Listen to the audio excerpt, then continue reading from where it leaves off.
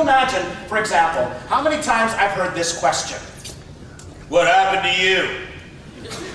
Can you imagine how long ago I got tired of answering that question, yet it happens every single day.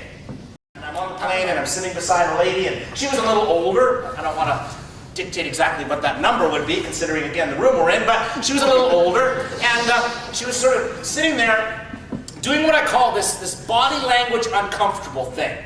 You know, you can always tell when someone's kind of uncomfortable with you, especially when you're me and you're using your feet for everything. And, you know, she just didn't really want to engage in a conversation, and that was fine. But I was a 20-year-old man who was excited about what I was going to do and wanted to talk to people, you know, because that's what I did for a living. You know, the type, you've met them, right? But no, she just sat there, I don't know, fine. So I read my book, and I was, you know, content with that. But about 15 minutes into the plane ride, when the flight attendant came along to offer us our beverages, she finally said a word. And that's exactly what it was.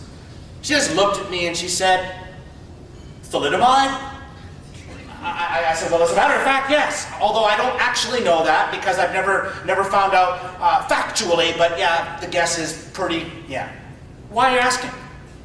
Oh, and then she got really chatty.